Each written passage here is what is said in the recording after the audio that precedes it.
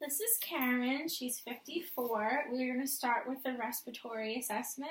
So first, I'm going to make sure I look at her chest to make sure everything is symmetrical. No barrel-shaped chest. She's also not using any accessory muscles for breathing. I'm going to check for tactile fremitus. So anytime you feel the pads in my hand on your back, I want you to say 99. 99, 99, 99, 99, 99. Yep. I'm going to percuss.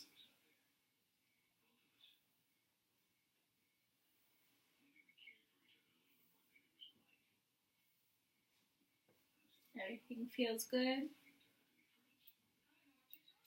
I'm going to listen to her lungs bilaterally. I'm going to have you take a deep breath in. Again. Again.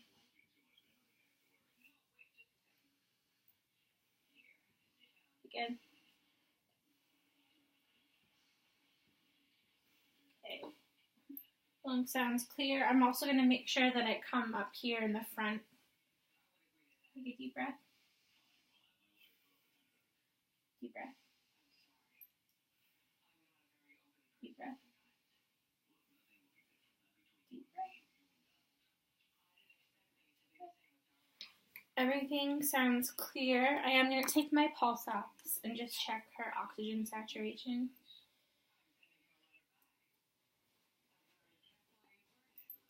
While I do this too, I can take a look at her fingernails. They're not cyanotic. 98% on room air. Pulse is 85.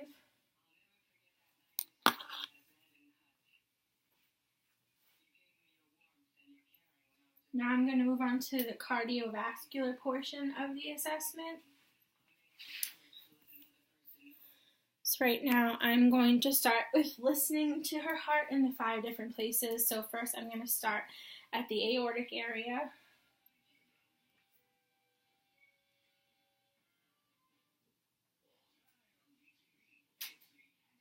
And I'm going to move on over here to the pulmonic area.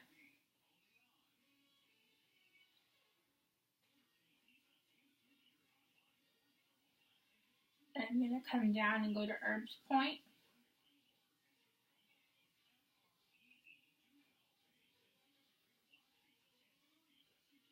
Going to go to the tricuspid valve point.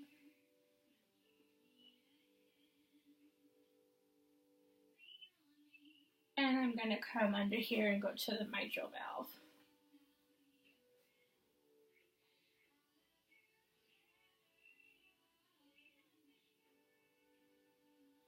I don't hear any murmurs, so what I'm going to do now is I'm going to go over and get her actual apical pulse.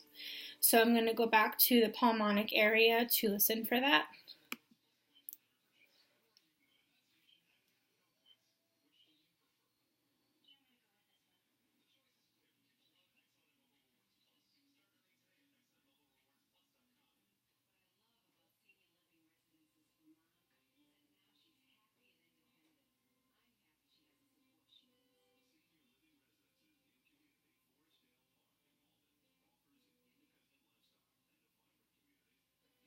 So her pulse right now is about 100 beats per minute. I only did it for 15 seconds for the purpose of the video, so I timed it by 4. But normally, typically on an apical, you want to make sure you listen for a full minute to get an actual representation of the pulse. I'm going to check her neck. I don't have her lying down at a 40-degree angle, but I'm just going to palpate and see if I see any distension for JVD, which I do not.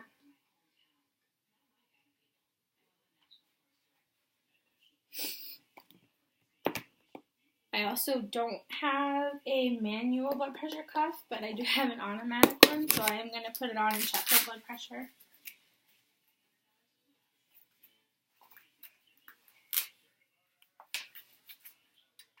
I'm just going to have you keep your arm tucked up here.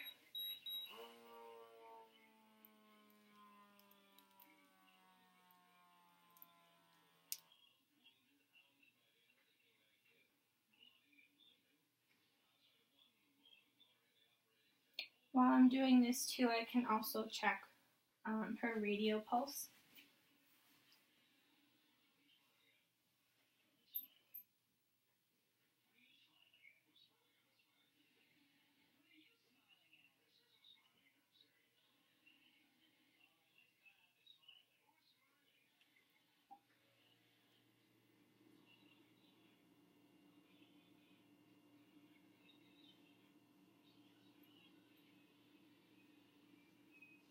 So I got 50 for half of a minute, which times 2 is 100. Blood pressure, we got 145/93. I'm going to go ahead now and I'm going to palpate all the rest of her pulses and make sure that they're strong. So right up here we have the carotid.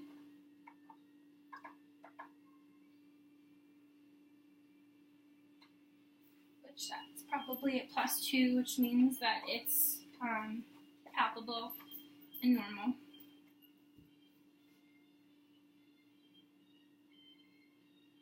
This side is as well. And if you hold both of your arms out for me, we're going to come down and go to the brachial artery, which is right here.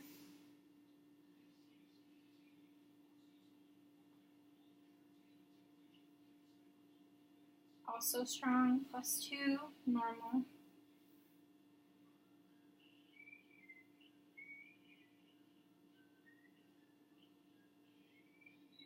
Strong, that's normal.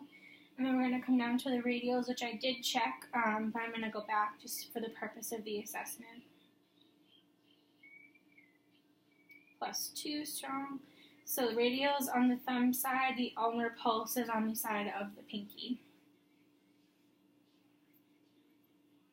It's also strong. Going to check the right side. And also always remember to never feel with your thumb because your thumb actually has its own pulse. +2 is strong. I'm going to come over to the ulnar.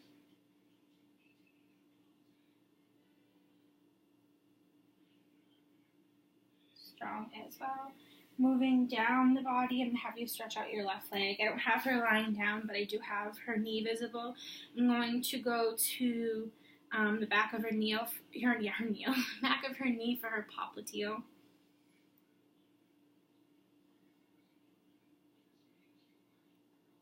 Which is strong on the left side. I'm going to check the right side.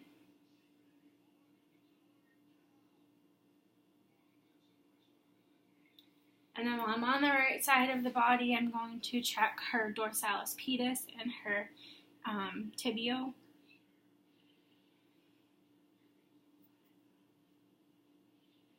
Which are both +2 and intact. And then I'm going to come on the left side and do the dorsalis pedis and the tibial.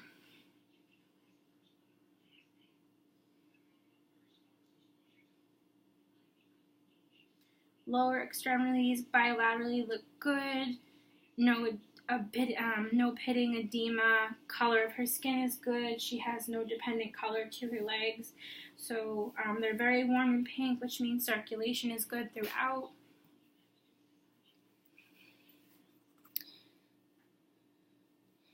And that completes my assessment.